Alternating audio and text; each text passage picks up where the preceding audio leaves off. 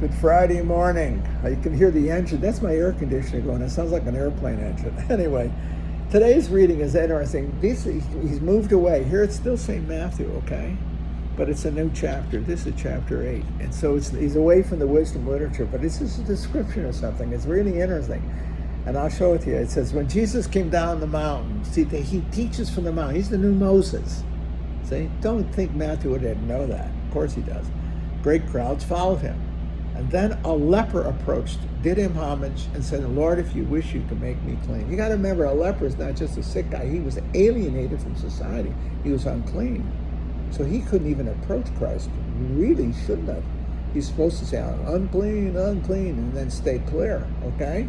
Instead, he approached Christ. He is the symbol of sin, a symbol of sin, the leper, because he's alienated in himself. He's sick within himself, and he's a sickness to society. He cannot approach. He's totally alienated. And he doesn't have anything to offer Christ at all. He can't cut a deal. He's nothing.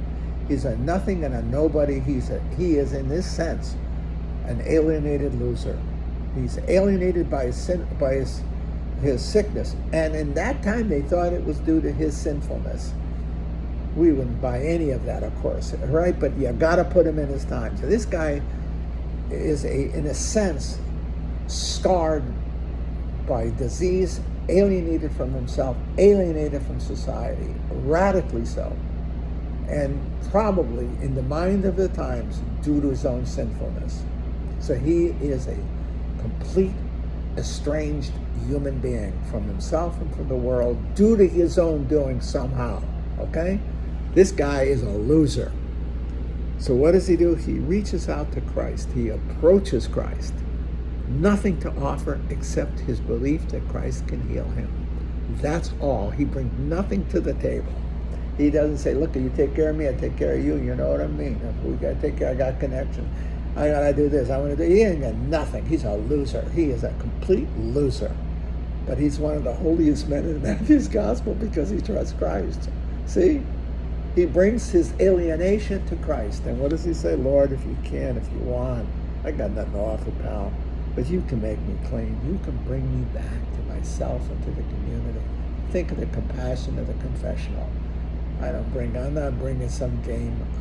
I'm bringing my sins. Heal me. See that? And what did Christ do? He stretched out his hand. He touched him. You're not supposed to touch the leper. But he touches him. Christ responds, makes himself vulnerable.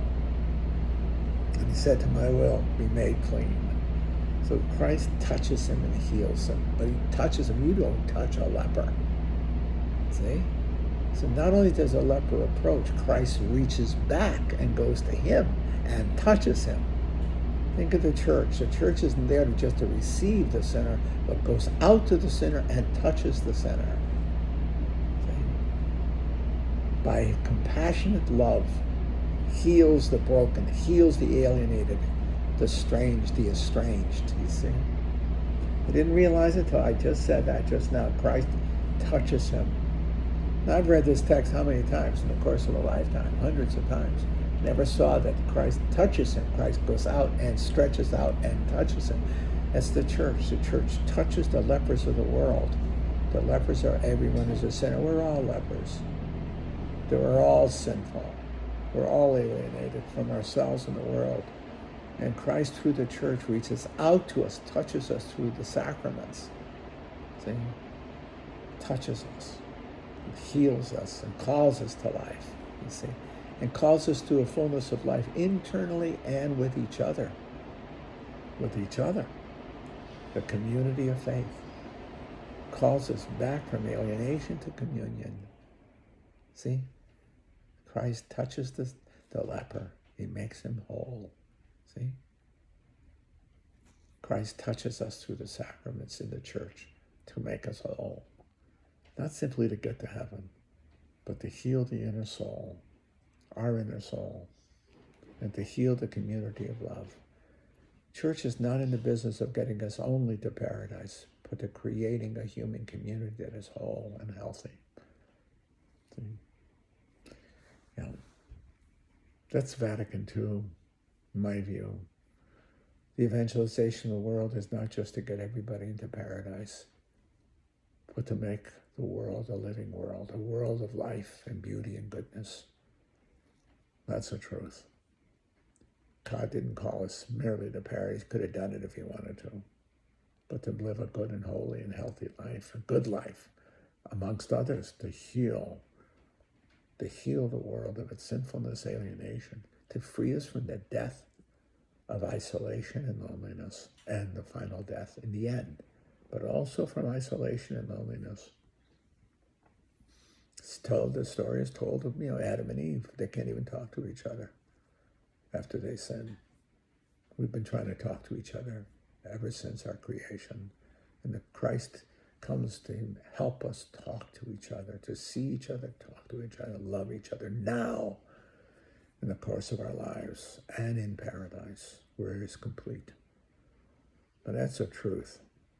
That is the truth. We are lepers, and Christ reaches out and touches us with the compassion of love. And the church is the instrument of that love. Christ, through the church, touches us, not through law, but through the sacraments of love. The 7 sacraments, but the sacraments of love, life itself. Church came through Christ. Christ, through the church, came to give us life, now and forevermore, but life now in the fullness of life and its richness, its beauty. We're not called to isolation, a paradise, a further paradise, but rather the fullness of life now and forevermore. I believe that. We are profound humanists. We are globalists. We are naturalists, sacramentalized. That's the truth. Christ made holy what was good and beautiful. He made holy what was good and beautiful by his incarnation. And he calls us to the fullness of that goodness and that beauty and that holiness. The beautiness of the earth itself. Life. See? Life. I mean that. That's the 3rd canon. Mass. Made all things good and holy. See? Yes, good and holy. That's right. Anyway, it's just my thought for the day. See, the lepers are profound. He is a profound instantiation and symbol of all of us. We are all lepers. And Christ through the church touches us, reaches out to touch us in a compassionate act of love. And he makes us whole now and forevermore.